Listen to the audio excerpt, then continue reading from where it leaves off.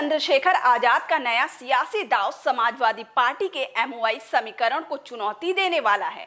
क्या 10 मुस्लिम उम्मीदवारों के जरिए आजाद समाज पार्टी 2027 के यूपी चुनाव में बड़ा खेल करने की तैयारी कर रही है?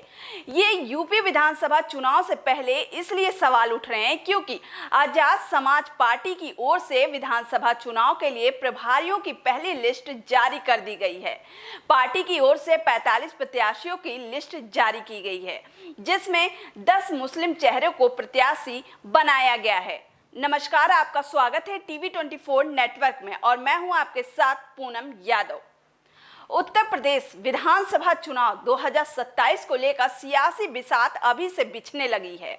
चुनाव में भले ही अभी वक्त बाकी है, लेकिन सभी राजनीतिक दल अपनी अपनी रणनीति बनाने में जुट गए हैं। जहां एक तरफ समाजवादी पार्टी अपने पीडीए यानी पिछड़ा, दलित और अल्पसंख्यक फॉर्मूले को मजबूत करने में लगी हुई है, तो वहीं बीजेपी भी संगठन को मजबूत करने और बूथ स्तर तक अपनी पकड़ बनाने की कोशिश कर रही है।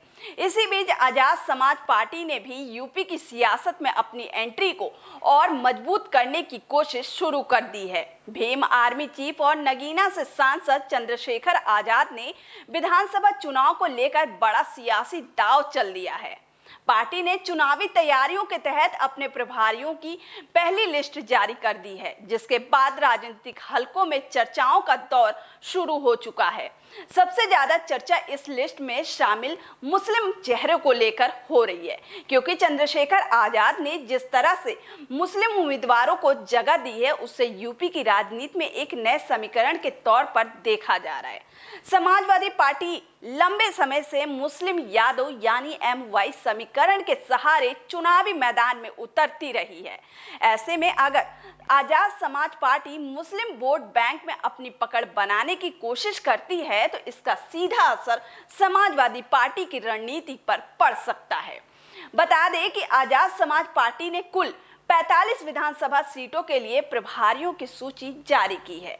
पार्टी का कहना है कि यही प्रभारी आगे चलकर विधानसभा चुनाव में संभावित उम्मीदवार हो सकते हैं। इस लिस्ट में 10 मुस्लिम चेहरे को जगह दी गई है, जबकि बड़ी संख्या में एससी, एसटी, सिख और ओबीसी समाज से जुड़े नेताओं को भी जिम्मेदारी सौंपी गई है। बता दें कि चंद्रशेखर आजाद लगातार अपनी पार्टी का विस्तार करने की कोशिश कर रहे हैं। अब तक पार्टी की पहचान दलित और बहुजन राजनीति से जुड़ी रही है, लेकिन मुस्लिम उम्मीदवारों को शामिल कर आजाद समाज पार्टी अपने सामाजिक आधार को और बढ़ाने की कोशिश करती हुई दिखाई दे रही है। अगर मुस्लिम चेहरों की बात करें तो शामली की थाना भवन सीट से मौसम राव, मेरठ की किठौर सीट से बाबर चौहान और मेरठ शहर सीट से बदर अली को जिम्मेदारी सौंपी गई है। वहीं फिरोजाबाद सीट से गुलजार खान और बदायूं की सहसवान सीट से डॉक्टर तौहीद अली को भी इस लिस्ट में शामिल किया गया है।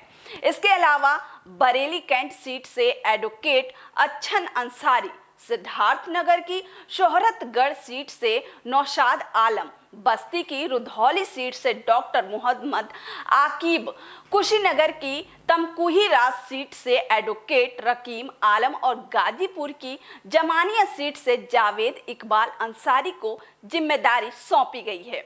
इस लिस्ट के बाद से सवाल उठ रहा है कि क्या चंद्रशेखर का ये दाव यूपी की राजनीति में नया समीकरण तैयार कर पाएगा?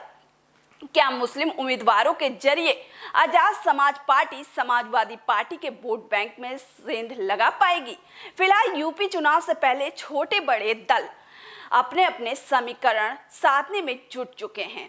चंद्रशेखर आजाद की इस पहली लिस्ट ने राजनीतिक दलों की चिंता जरूर बढ़ा दी है। इस पर आपकी क्या राय है, हमें कमेंट बॉक्स में जरूर बताएं।